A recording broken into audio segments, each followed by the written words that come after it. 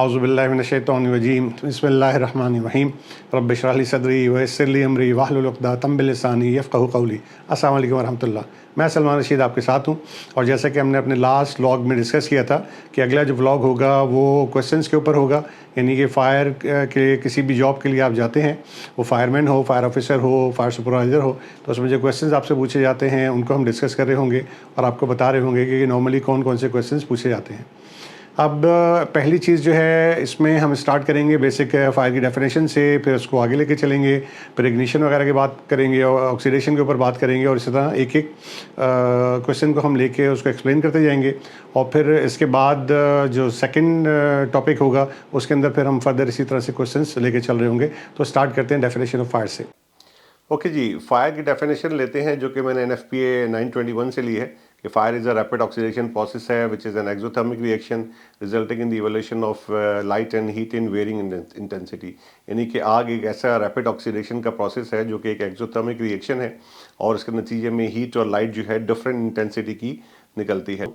और ऑक्सीडेशन को अगर हम ले लें तो ये भी एक केमिकल रिएक्शन है और इसके अंदर कम्बिनेशन है ऑक्सीडाइजर जो कि नॉर्मली ऑक्सीजन है एयर में मौजूद है और अदर मटेरियल्स हैं। ऑक्सीडेशन जो है ये बिल्कुल स्लो, कि अगर मैं इसकी एग्जांपल दूं कि इसकी स्लो एग्जांपल क्या होगी ऑक्सीडेशन प्रोसेस की, तो किसी भी मेटल के ऊपर जब आप देखते हैं कि वो ऑक्सीडाइजर के साथ ऑक्सीजन के साथ मिलता है तो एक रस्ट की फॉर्मेशन आ जाती है। ये एक ऑक्सीडेशन का बिल्कुल स्लो प्रोसेस है। और अगर इसकी थोड़ी हम फास्ट एग्जांपल दें तो बर्निंग ऑफ मीथेन है, और अगर सुपर फास्ट या एक्सट्रीम एग्जांपल दें वेरिंग इंटेंसिटी में तो वो ब्लैबी बनता है, boiling liquid expanding vapour explosion. तो ऑक्सीडेशन का बिल्कुल slow process, rust on a metal pipe या मटेरियल। और अगर हम एक्सट्रीम एग्जांपल देंगे वेरिंग इंटेंसिटी की, जैसे हमने डेफिनेशन में बात की थी, तो वो ब्लैवी की है। अब एक्सोथर्मिक रिएक्शन की हम बात करते हैं तो एक्सोथर्मिक रिएक्शन एक ऐसे रिएक्शन को कह रहे होते हैं जो कि हीट को रिलीज कर रहा होता है, एनर्जी को रिलीज कर रहा होता है। रिलीज ऑफ एनर्जी है in the form of heat, और सम टाइम उसमें विजिबल लाइट भी होती है। और जो एंडोथर्मिक रिएक्शन होता है वो कहना चाहिए कि एब्जॉर्ब कर रहा होता है एनर्जी को। तो ये दोनों डिफरेंस है एक्सोथर्मिक और एंडोथर्मिक में। अब इग्निशन क्या है? Action of setting something on fire और starting to burning.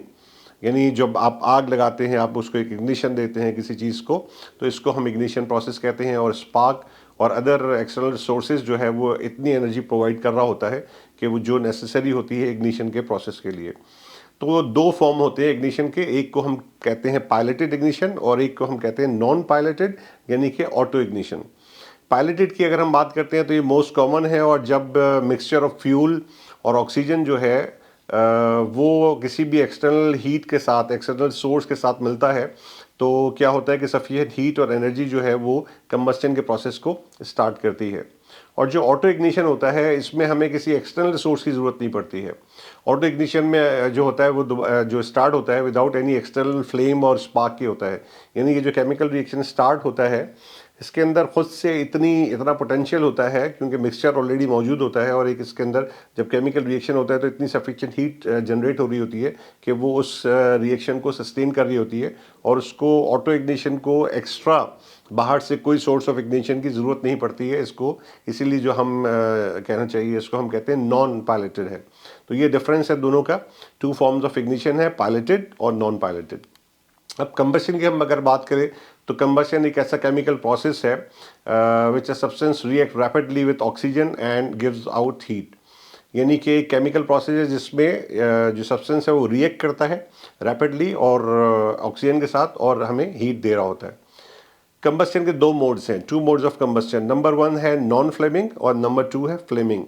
Non Fleming आप कह रहे होते हैं कर्स मोर स्लोली, बहुत आहिस्ता आहिस्ता हो रहा होता है जो ये कंबस्शन का नॉन फ्लेमिंग प्रोसेस है, और लोअर टेम्परेचर प्रोड्यूस कर रहा होता है, स्मोल्डरिंग इफेक्ट होता है, ग्लो होता है उसके अंदर। जैसे फॉर एग्जांपल जब हम बारबेक्यू के लिए जब हम कोल को बर्न करते हैं तो उस वक्त आप देख रहे होते हैं कि उसके अंदर एक ग्लो होता है, उसके अंदर फ्लेम नहीं होता है, हीट जनरेट हो रही होती है, बहुत रेड हॉट हो रहा होता है, लेकिन फ्लेम नहीं होता है, तो उसको हम नॉन फ्लेमिंग कह रहे होते हैं। और जो फ्लेमिंग होता है वो रेफर्ड करता है जैसे कि वो विजिबल फ्लेम को प्रोड्यूस कर रहा है। उसी को अगर आप कंटिन्यूसली कहना चाहिए उसके ऊपर हवा देते रहेंगे तो उसके बाद क्या होता है कि प्रॉपर कंबस्शन स्टार्ट होती है, और वो फ्लेमिंग कंबस्शन कहलाती है, क्योंकि उसके अंदर विजिबल फ्लेम मौजूद होता है। तो ये कंबस्शन के भी दो मोड्स हो गए, फ्लेमिंग और नॉन फ्लेमिंग। अब हम आते हैं फायर के मॉडल्स की तरफ। तो दो मॉडल्स हैं, एक को हम ट्रायंगल कहते हैं, फायर ट्रायंगल, दूसरे को हम कहते हैं फायर टेट्राहेड्रन। फायर ट्रायंगल का मतलब वही तीन चीज़ें हैं, दोनों के एलिमेंट्स जो हैं वो सेम हैं, मासिवाय एक के जो फायर टेट्राहेड्रन में चेंज होता है। फायर ट्रायंगल की अगर हम बात करते हैं तो हमारे पास हीट है, फ्यूल है और ऑक्सीजन है, तीन कॉमन एलिमेंट्स हैं। और फायर टेट्राहेड्रन जो है ये इसके अंदर भी यही तीन एलिमेंट हैं। डिफरेंस क्या है? डिफरेंस है चेन रिएक्शन का, यानी कि जब ये तीनों एलिमेंट एक प्रॉपर रेशियो में जमा हो जाते हैं, क्योंकि हर जगह ऑक्सीजन भी है, हीट भी है और कहना चाहिए फ्यूल भी है, तो फिर आग क्यों नहीं लगती है? क्योंकि ये एक प्रॉपर रेशियो में कंबाइन नहीं होते। जब ये एक प्रॉपर रेशियो में जमा हो जाते हैं, तीनों मटेरियल को एक प्रॉपर रेशियो चाहिए बर्निंग के लिए। ऑक्सीजन को भी चाहिए, एक ऑक्सीजन एक पर्टिकुलर रेंज में होनी चाहिए। इसी तरह से फ्यूल अपर और लोअर एक्सप्लोजिव लिमिट के अंदर होना चाहिए, फ्यूल की भी एक कंसंट्रेशन आपको चाहिए। और इसी तरह से हीट भी इतनी सफिशिएंट होनी चाहिए कि मटेरियल अपने फ्लैश पॉइंट तक पहुंच सके। तो जब ये तीनों एक प्रॉपर रेशियो में कंबाइन होती हैं तो इनके अंदर एक केमिकल रिएक्शन होता है, जो हमारा चौथा एलिमेंट है फायर टेट्राहेड्रन का, और ये सस्टेन कर रहा होता है इस पूरे कंबस्शन के प्रोसेस को। तो ये बेसिकली डिफरेंस है फायर ट्रायंगल का और फायर टेट्राहेड्रन का। याद रखिएगा, फायर टेट्राहेड्रन में जो चौथा एलिमेंट है वो चेन रिएक्शन है। ओके जी, फायर ट्रायंगल और फायर टेट्राहेड्रन के बाद अब जो हम बात करेंगे वो पेंटागन है, जो कि डस्ट का पेंटागन है। और इस डस्ट पेंटागन के अंदर जब हम बात करते हैं तो तीन एलिमेंट वही हैं, यानी कि पहली चीज़ इग्निशन सोर्स है, सेकंड जो है वो ऑक्सीजन है, तीसरा फ्यूल की मद में हम कहते हैं कि जो कंबस्टिबल डस्ट उस एरिया में मौजूद है। दो और एलिमेंट इसके अंदर क्या होते हैं, एक होता है डिस्पर्शन ऑफ कंबस्टिबल डस्ट, कि जब वो कंबस्टिबल डस्ट के जो पार्टिकल्स हैं वो डिस्पर्स होते हैं, और पांचवा जो है वो कन्फाइन होते हैं। तो जब भी ये पांचों एलिमेंट एक जगह पे इकट्ठे हो जाते हैं तो फिर इसके बाद एक इसका डस्ट का एक्सप्लोजन होता है, और फिर डस्ट का एक्सप्लोजन जो है वो प्राइमरी एक्सप्लोजन और सेकेंडरी एक्सप्लोजन दोनों हो रहे होते हैं। नेक्स्ट क्वेश्चन जो होगा वो क्लासिफिकेशन ऑफ फायर का है। अब बेसिकली लोगों को सिंपल NFPA की क्लासिफिकेशन ऑफ फायर का नहीं पता है, चूँकि पाकिस्तान में ज़्यादातर जो हम क्लासिफिकेशन ऑफ फायर की बात कर रहे होते हैं वो ब्रिटिश स्टैंडर्ड होता है या फिर वो ऑस्ट्रेलियन स्टैंडर्ड होता है। तो आपको याद रखना है कि क्लासिफिकेशन ऑफ फायर में, NFP की क्लासिफिकेशन ऑफ फायर में क्लास A जो है वो ordinary combustible material would paper cloth है। इसी तरह से क्लास जो B है NFPA की, उसके अंदर कंबस्टिबल लिक्विड्स और फ्लेमेबल गैसेस हैं, प्रोपेन, ब्यूटेन, मीथेन, ये हो गई गैसेस, और gasoline, kerosene, diesel, thinner, paint, oil, ये तमाम चीज़ें हो गई। इसी तरह से जो क्लास C है वो इलेक्ट्रिकल फायर है, क्लास D जो है वो मेटल फायर है, और क्लास K जो है वो किचन फायर है। इसके बाद जो अगली चीज़ है वो हम बात करते हैं, मैं पोर्टेबल फायर एक्सटिंग्विशर को लेकर चल रहा हूँगा, और क्वेश्चन जो पोर्टेबल फायर एक्सटिंग्विशर से रिलेटेड है उस पर हम बात करेंगे। तो अक्सर एक सवाल किया जाता है कि limitation of CO2 fire extinguisher क्या है, यानी कि CO2 फायर एक्सटिंग्विशर क्या आप हर जगह इस्तेमाल कर सकते हैं, नहीं कर सकते, उसकी लिमिटेशन क्या है। तो पहली चीज़ ये है कि CO2 फायर एक्सटिंग्विशर जो है वो ऑर्डिनरी कंबस्टिबल मटेरियल यानी कि वुड, पेपर, क्लॉथ के लिए रिकमेंडेड नहीं है, क्योंकि इनकी जो आग होती है वो डीपली सेडेड होती है। अगर आप CO2 उस पर अप्लाई करेंगे तो सरफेस एरिया को, आग को बुझा देगा, और जैसे ही CO2 डेसिपेट होगी फ्लेम दोबारा से वहाँ पे मौजूद होगा। इसी तरह से इसको कन्फाइंड स्पेसेस के अंदर इस्तेमाल नहीं करते हैं। और तीसरा क्या है कि ओपन एयर में जब आप CO2 को यूज़ करेंगे तो अगर वहाँ पे स्ट्रॉन्ग विंड करंट है तो विंड जो है वो CO2 के क्लाउड को डिस्पर्स कर देगी। तो ये तीन नॉर्मली इसकी ये लिमिटेशंस हैं जिनके बारे में आपसे पूछा जाता है। इसके बाद अगली चीज़ है कि पोर्टेबल फायर एक्सटिंग्विशर की फ्रीक्वेंसी क्या है, यानी कि portable fire extinguisher different type के आपके पास मौजूद होते हैं, तो इसमें आप किस फ्रीक्वेंसी से उनको टेस्ट कर रहे होंगे। तो उसमें भी वाटर हो गया, AFFF हो गया, CO2 हो गया, या फिर वेट केमिकल फायर एक्सटिंग्विशर। ये फायर एक्सटिंग्विशर जो है आपको हर 5 साल के बाद हाइड्रो टेस्ट करने हैं। इसके बाद जो dry chemical powder fire extinguisher है, जो स्टेनलेस स्टील की बॉडी का होता है, वो भी 5 साल के बाद होता है। लेकिन जो फायर एक्सटिंग्विशर इनर कार्टेज या आउटर कार्टेज के होते हैं तो उनकी मेक के ऊपर डिपेंड करता है किस मटेरियल से बने हैं, और वो नॉर्मली 12 साल के बाद हाइड्रो टेस्ट हो रहे होते हैं। इसी तरह से एक सवाल ये आता है कि पोर्टेबल फायर एक्सटिंग्विशर आपने किस हाइट पर इंस्टॉल करने हैं। तो जो भी पोर्टेबल फायर एक्सटिंग्विशर 40 पाउंड या 18.14 kg से ज़्यादा का होता है, कम का होता है, उसको जब हम हाइट उसको इंस्टॉल कर रहे होते हैं तो ज़मीन से फायर एक्सटिंग्विशर की जो टॉप है वो 5 फीट की होनी चाहिए। इससे ज़्यादा हाइट पे आप इसको इंस्टॉल नहीं करेंगे। और इसी तरह से अगर 40 पाउंड या कि 18.14 kg से ज़्यादा का फायर एक्सटिंग्विशर है तो जब आप इसको इंस्टॉल करेंगे तो ज़मीन से जो उसकी हाइट है वो 3.5 फीट की होनी चाहिए, उससे ज़्यादा नहीं होनी चाहिए। इसी तरह से CO2 फायर एक्सटिंग्विशर के बारे में एक सवाल किया जाता है कि CO2 फायर एक्सटिंग्विशर के ऊपर प्रेशर गेज क्यों नहीं होती है। देखिए याद रखिएगा कि CO2 के अलावा जितने भी पोर्टेबल फायर एक्सटिंग्विशर हैं उनके अंदर जो मीडिया है उसको प्रेशराइज करने के लिए हमें कोई उसके अंदर एक्सपेलिंग एजेंट डालना पड़ता है। CO2 की कंडीशन थोड़ी सी डिफरेंट है, क्योंकि CO2 फायर एक्सटिंग्विशर के अंदर जो CO2 है वो लिक्विड शेप में होती है और वो अपने ओन प्रेशर पे होती है, उसको आप किसी एक्सटर्नल एजेंट से प्रेशराइज नहीं करते हैं, तो वो लिक्विड शेप में होती है। इसीलिए CO2 फायर एक्सटिंग्विशर को आप वेट करके उसकी क्वांटिटी का कहना चाहिए चेक कर रहे होते हैं कि उसके अंदर क्वांटिटी पूरी है या नहीं है। और जब ये CO2 फायर एक्सटिंग्विशर जैसे ही आप ऑपरेट करते हैं तो CO2 जो है वो लिक्विड फेज से सॉलिड फेज में आती है और सॉलिड से वो गैस फेज में कन्वर्ट होती है। और जब ये लिक्विड से सॉलिड और सॉलिड से गैस में आती है तो उसका टेम्परेचर बहुत ज़्यादा गिर जाता है, -78 पे आ जाता है, तो फ्रॉस्ट बाइट के चांसेस होते हैं। तो ये वजह है कि CO2 चूँकि अंदर लिक्विड शेप में होती है तो इसलिए उसके ऊपर गेज मौजूद नहीं होती। इसी तरह से एक और सवाल किया जाता है कि वेट केमिकल फायर एक्सटिंग्विशर जो है वो आग को कैसे बुझाता है। वेट केमिकल फायर एक्सटिंग्विशर के अंदर एक स्पेशल केमिकल होता है जिसको हम पोटेशियम एसीटेट कहते हैं, और जब ये किचन में जो ऑयल यूज़ होता है, वेजिटेबल ऑयल या फैट जो यूज़ होता है, उसके साथ जब ये मिलता है तो ये सेपोनिफिकेशन करता है। सेपोनिफिकेशन का मतलब है कि ये सोप लाइक स्ट्रक्चर बना देता है, और ये सोप लाइक स्ट्रक्चर बिल्कुल इसी तरह से बिहेव करता है जैसे फोम आग को बुझाता है। ये क्या करता है कि ऑक्सीजन की सप्लाई को कट ऑफ कर देता है, फ्यूल की सरफेस को कवर कर देता है, तो वेपर की एमिशन भी नहीं हो रही होती है, वेपर वहाँ से नहीं निकल रहे होते हैं। और चूँकि पोटेशियम एसीटेट जो है वो कूल डाउन करता है, तो ये भी तीनों काम यही कर रहा होता है। तो K क्लास फायर एक्सटिंग्विशर यानी कि वेट केमिकल फायर एक्सटिंग्विशर जो है ये सेपोनिफिकेशन के थ्रू आग को बुझाता है। इसी तरह से एक सवाल किया जाता है कि ड्राई केमिकल पाउडर हम कहाँ यूज़ करते हैं, या ड्राई केमिकल पाउडर जो है वो कौन सा ड्राई केमिकल पाउडर जो है वो मेटल फायर्स के लिए यूज़ होता है। तो ड्राई केमिकल पाउडर जो है जो कि मेटल फायर के लिए यूज़ होता है उसमें जो सबसे फेमस है वो टर्नरी यूटेक्टिक क्लोराइड है। फिर इसके अंदर हम सोडियम क्लोराइड भी यूज़ कर रहे होते हैं। फिर पायरीन, G1 या मेटल गार्ड, ये 3 कॉमन पाउडर्स हैं जिसको हम मेटल फायर्स के लिए यूज़ कर रहे होते हैं। इसी तरह से मैं अगर स्काबा की बात करते हैं तो एक स्काबा में आपके पास एक कॉमन क्वेश्चन पूछा जाता है कि जब आप स्काबा यूज़ कर रहे हैं तो बडी सिस्टम का क्या मतलब है।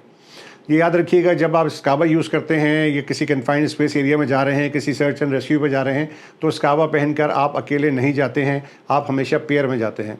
यानी आप भी सेल्फ कंटेन ब्रीदिंग apparatus पहने हुए हैं और आपका पार्टनर भी सेल्फ कंटेन ब्रीदिंग apparatus पहना हुआ है, और आपका जो पार्टनर होगा वो आपका बडी होगा। इसी तरह से आप अपनी बात करेंगे तो आप अपने पार्टनर के बडी होंगे। तो ये दोनों एक दूसरे के साथ चल रहे होते हैं, और अगर किसी एक को कोई प्रॉब्लम फेस होती है तो उसका बडी जो होता है वो उसकी हेल्प करता है।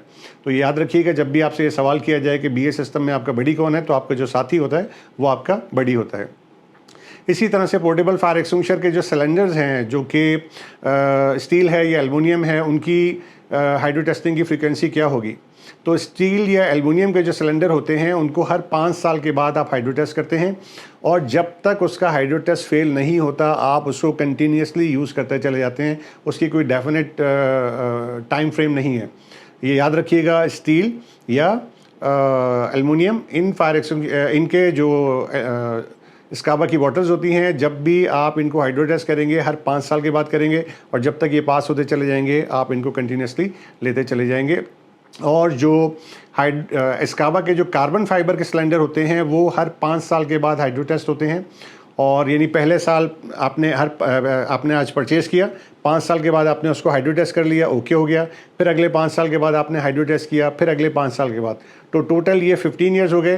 15 ईयर्स इसकी लाइफ है कार्बन फाइबर SCBA सिलेंडर की। 15 ईयर्स के बाद आप इसको डिस्कार्ड कर देंगे, इसको 2 हिस्सों में गैस निकाल के, और 2 हिस्सों में इसको काट के आप इसको फेंक देंगे। तो ये कॉमन क्वेश्चन पूछे जाते हैं स्काबा के। एक और क्वेश्चन अक्सर पूछा जाता है कि स्काबा का फुल ड्यूरेशन, वर्किंग ड्यूरेशन या सेफ्टी मार्जिन क्या होता है। अब इसको निकालने का एक सिंपल सा तरीका है, स्काबा का एक फॉर्मूला है कि सबसे पहले आप ये देखते हैं कि स्काबा के अंदर जो एयर प्रेशर है वो कितना है। वो 300 बार है, 200 बार है, 250 बार है, 500 बार है। दूसरा आप लेते हैं कि स्काबा के अंदर जो वाटर कैपेसिटी है वो कितनी है। ठीक है, प्रेशर आपने ले लिया बार में, फिर आपने वाटर कैपेसिटी ले ली, इनको आपस में मल्टीप्लाई कर लिया और इसको डिवाइड कर दिया आपने 40 से, और -10 इस फॉर्मूले का हिस्सा है। अब प्रेशर कितना था, वाटर कैपेसिटी कितनी थी, इनको मल्टीप्लाई किया, डिवाइडेड बाय 40। 40 क्या है, 40 लीटर एक एवरेज है कि आप जब नॉर्मल अंदाज में वॉक कर रहे होते हैं तो आप 40 लीटर पर मिनट एयर को कंज्यूम कर रहे होते हैं। तो pressure multiply by water capacity divided by 40 और -10। अब जो भी इसका आंसर आएगा, लेट्स सपोज 45 इसका आंसर आता है, तो 45 आपका फुल ड्यूरेशन है। यानी कि इस काबा को आप जब एक दफ़ा ओपन करेंगे और जब तक ये ख़त्म नहीं हो जाता, आप इसको 40 मिनट्स के लिए यूज़ कर रहे होंगे।